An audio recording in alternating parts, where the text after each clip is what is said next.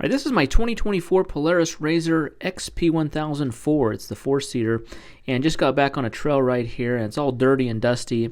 Luckily, it wasn't muddy. It was a warm, sunny day, so there's just dust everywhere, kind of dirt. That usually sprays off pretty good, but you do have to wash it off. So I want to go through just kind of how I wash it off, the products that I use, and then after it's done, I'll show you the product I use to kind of help make all the plastic shine. Inside, you can spray all this off. The seats are water resistant. The dash is all covered up. These pockets up here seal off, so you're not going to get those wet. The dash area, all the gauges, all are waterproof. I'm just going to take out this. I have a USB charger here. I'm going to take that off and then plug up the port. And then I'll be able to just spray down inside here, spray off the seats, spray on the inside, get all that dirt and dust out of here. You can see just on a ride like this, you're going off-road, it does get really dirty. The back side here does get pretty dirty. All that dust collects. So it's helpful to have a pressure washer to be able to spray these down.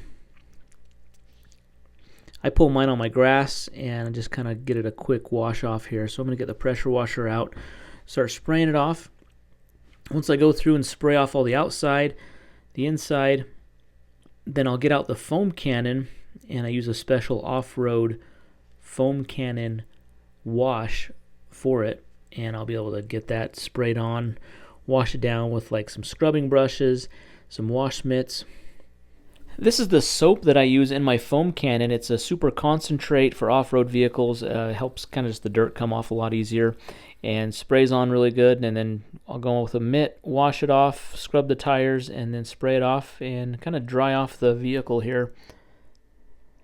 All right, with it all dried off, I'm going to use this final coating here. I have this stuff called SC1 high gloss coating. It's called New Bike in a Can from Maxima. This stuff's awesome. I spray this on all of like the trim, like all the black trim. I don't really do it on like the white painted surface, but I do like on all the black plastic. And inside of like this front wheel well, all the wheel wells I do helps keep like mud and dirt off of that, and it kind of repels the dirt and the mud, and it makes cleanup a lot easier. It also makes it shine a little bit. It helps with UV protection.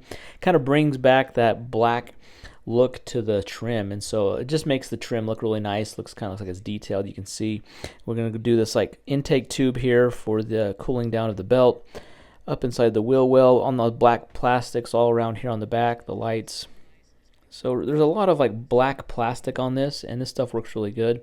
So this is one thing that I do after every ride. Now, one thing I'm going to do is I'm going to pull this out of my garage and do it out on the asphalt on the street, because it does leave kind of a slick coating after you spray it, so some overspray will get everywhere, and I don't want to get that on my garage floor, so I'm going to do that on my street. Now, I usually lay down a pretty thick coating right here in like the wheel wells. This is where a lot of like the mud and dirt's really going to accumulate. Down here on the bottom, this is where a lot of dirt accumulates as well. So the areas where dirt really accumulates, I don't usually wipe it off. On the areas on the upper trim, what I'll do is I'll spray it on there, let it sit on there for a few minutes, and then kind of buff it off with a microfiber towel. So these areas close to the wheels where it gets the dirtiest, I just leave it on there. I don't buff it off at all, and it seems to help. Seems like it helps repel the mud, the dirt a lot easier, makes the RZR look a lot better, and I think it just brings a lot better look to the trim and makes it look like it's detailed here. So I'm just getting my microfiber towel, kind of just buffing off these upper areas, just so it kind of gives them a little more universal area. And so down on below, I won't buff it as much, just because I want a thicker coating of it down on the bottom.